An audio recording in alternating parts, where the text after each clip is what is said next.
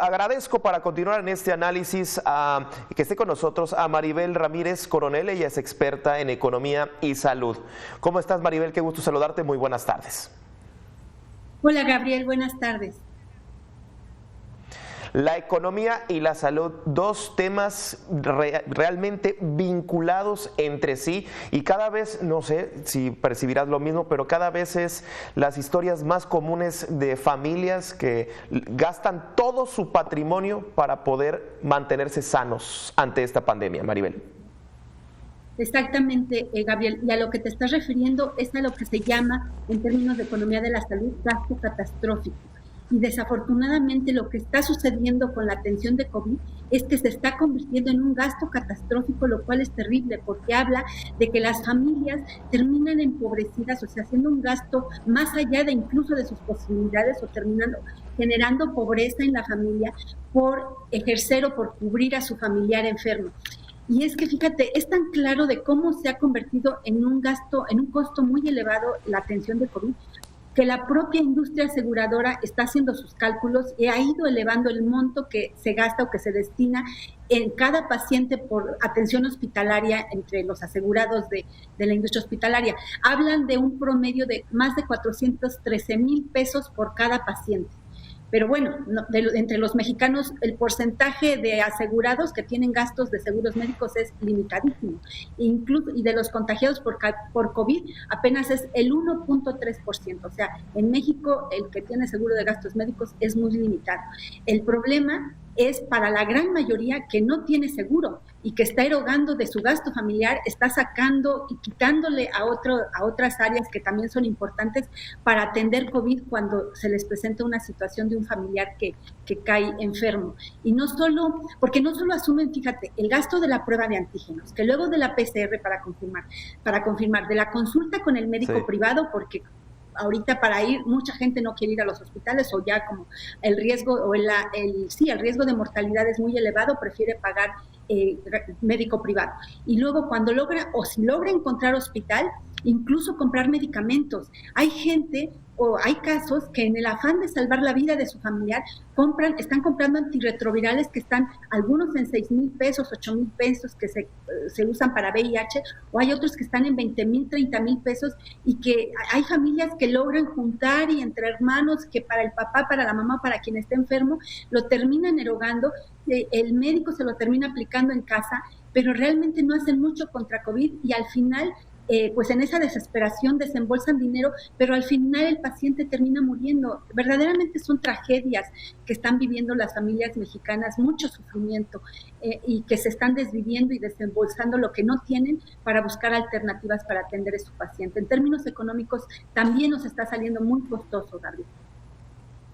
Claro. Sí, regresando a este concepto de un gasto catastrófico, ¿en qué, digamos, porcentaje podríamos estar previendo que se vaya a generar más pobreza en México debido a esto que estamos viendo, Maribel?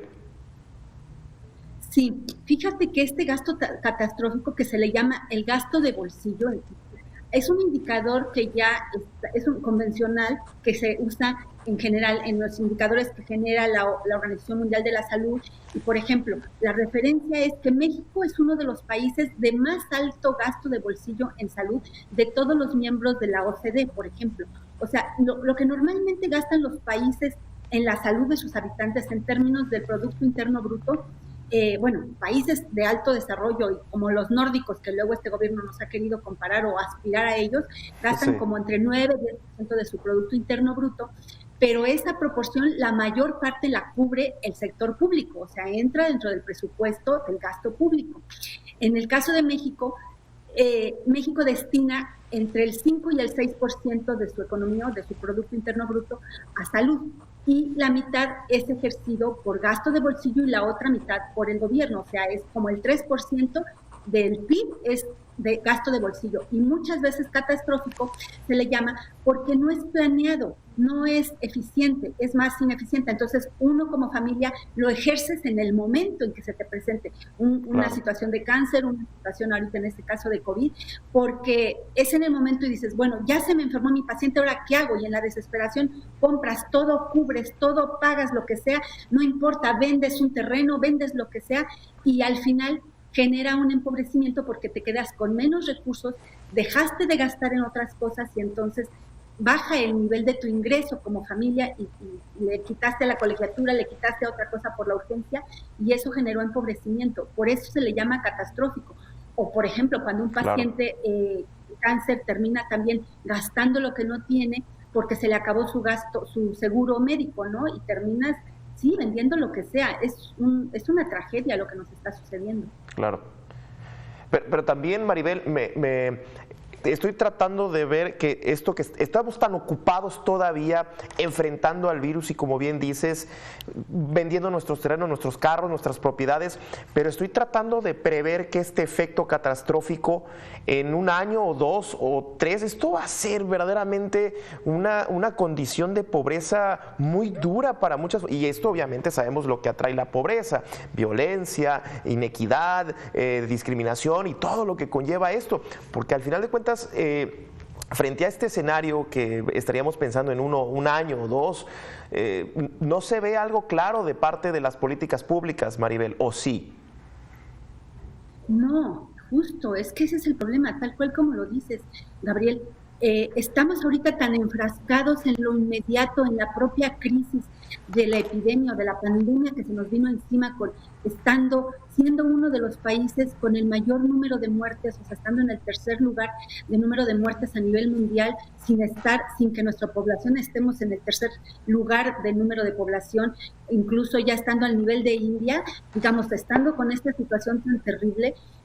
No nos ha permitido como a las autoridades y al país en general pensar en lo que viene. Justamente sí hay que, porque no solo el empobrecimiento que se está generando, la propia económica que ha generado un desempleo terrible, que el gobierno haya decidido dar incentivos adicionales a las empresas, para que sobrevivan. Mucha gente se está quedando sin ingreso y limitando pero aparte, ¿sabes también, Ariel?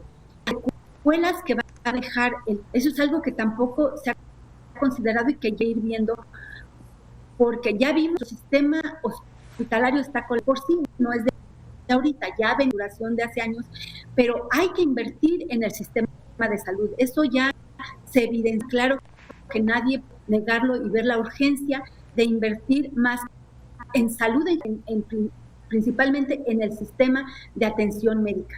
Pero sobre todo ahora, porque de los niños enfermos de COVID que sobrevivieron, que por fortuna no terminaron fallecidos, van a tener secuelas. Está confirmado que hay secuelas. ¿Y cuánto va a costar? La cobertura de esa secuela también tiene que considerarse, porque no se le tiene solos a los pacientes. Tiene que haber compromiso y cobertura de nuestro sistema de salud. En México está el derecho puesto en el artículo 4 de la Constitución, y como mexicanos tenemos que exigir. Por eso tenemos un sistema público de salud. No importa que no sea del IMSS, del ISSSTE, que no tengas cobertura de otras cosas, pero de salud es por lo menos básico, y eso es otro costo que tenemos que considerar.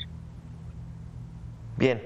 Pues muchísimas gracias a Maribel Ramírez Coronel, experta en economía y salud, por estos comentarios, por este análisis. Muchísimas gracias. Espacio, Gabriel. Un saludo. Buen día.